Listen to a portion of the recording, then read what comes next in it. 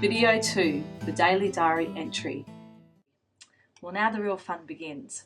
This video will demonstrate how you, the teacher, can create your daily diary entry and publish it to the calendar. Once you're logged into the system as a teacher, go over to Quick Links Teacher over here on the right hand screen and click on Create Daily Diary Entry or Create DD Entry. This will take you into the Create Daily Diary Entry back-end part of the screen and simply follow the list on the form provided here. So we're going to name your entry. So let's call this entry the farm visit. Select the room that you are the teacher of. So you click on this drop down, you'll see all the rooms for your school. Let's say you're the teacher of Kinder A.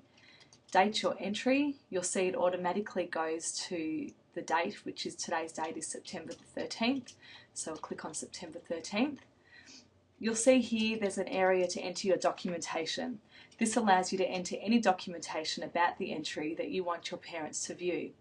So just to demonstrate, you might write, today we had a visit from the farmyard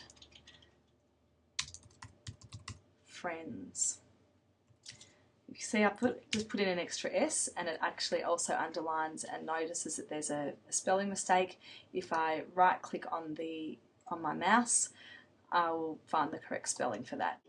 You can add more text here, or you can add more at a later stage. So I'm going to leave it for now and I'll show you shortly how to come back to that.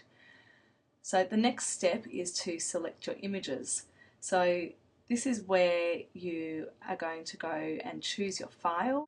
So now I'm going to go into my folder on my desktop called Farm Pics because I've already saved my images in there.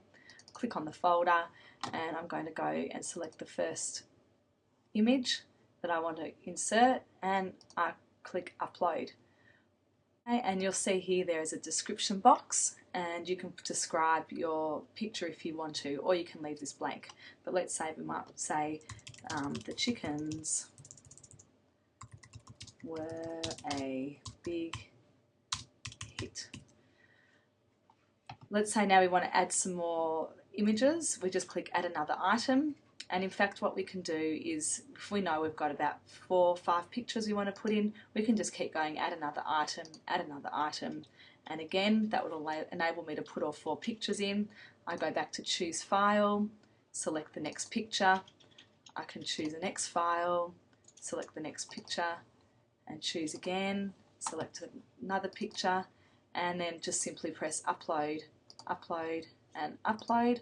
All the images upload. We can put our descriptions in. So here are the baby chicks. Let's say now you've chosen all your images and you're happy with them, but you'd like to change the order that they're going to appear when parents see them.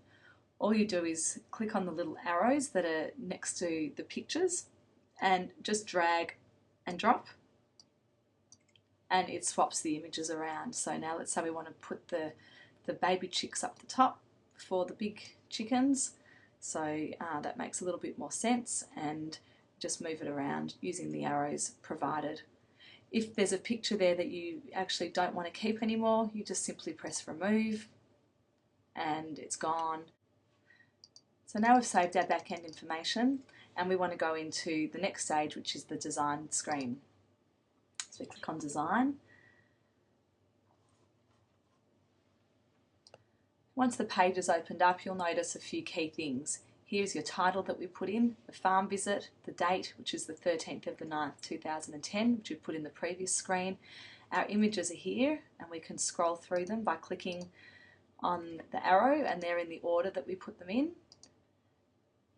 And the descriptions that we put in are located here in the Polaroid area.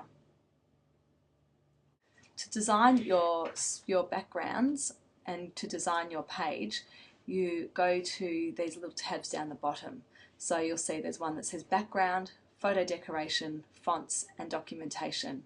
So if we go first to Background, and click on that, You'll see you can either keep a blank background, you can click on blue sky and make it a blue background, green grass and make it a green background, classroom, or sunshine. So it's just a click of a button and it changes it. So for this one we might keep sunshine, that kind of looks nice with the chicks. Then we go into photo decoration. Again, you can either leave them blank, you can put some blue corners in, you can put some flowers, some stars, or some purple dots, and in this case I think I might like to leave them blank, so I'm going to just go back to blank.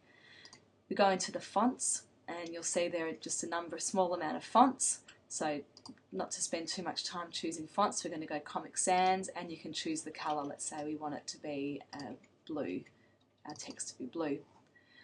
Once we've done that, we can hide the bar there, the toolbar, and we can go into the documentation area. So you'll see here, today we had a visit from Farmyard Friends, and that was what we put in the other screen, and as I mentioned you get another chance to put more documentation in later. So here you can add more information. So the children were very excited to be able to touch and cuddle the animals, and so on. You can write as much as you want or as little as you want in that area. There's no limitations on what you want to put there. So once again I hide that bar, and if I go in here and I go show documentation, there's my text in my font that I've chosen, and that's what parents will see when they view the published piece once it's been published. But as you can see, we still haven't published it yet. We can hide the documentation, and you'll see the images have gone really small. To enlarge them again, we just click on the image we want to see, double click, and if we want to double click on another one and just see another one, we can just click on the images like that. And to scroll through the images again, just scroll forwards and scroll backwards. Okay, let's say now we're actually ready to publish this piece, we're happy with it, but we just want to give it one last check over. We just go save and exit, which will take us back to the editing screen, and you'll see here we're back here. We can go back to the edit screen and change anything that we want to change. So if we just wanted to check that our documentation was right, or we wanted to change the date, we could go in now and actually change our date. Or whatever you need to do, and again, or if you want to change the order of a photo, you could do that now. Press save, and we can just also click here and you can actually see your images, just to make sure you're happy with them and happy with your happy with the descriptions you've put there. And let's say now we're ready to go, so we press publish entry.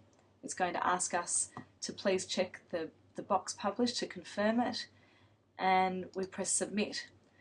Now what happens is when this gets sent to the calendar, you can see that it says configuration saved. That means it's been sent to the calendar, and then all the parents who are linked to this classroom, to the children in the classroom, will receive an email notification to let them know that a daily diary entry has been published to the calendar. Okay, if we go back to the dashboard, you'll see that the entry that we just created, the farm visit, is now there, and it's now in green. And the entries that are still here, the ones in blue are ones that still haven't been published or sent to the calendar. They're just work in progress. And if we were to go down and click on the farm visit, we can actually view what we just created.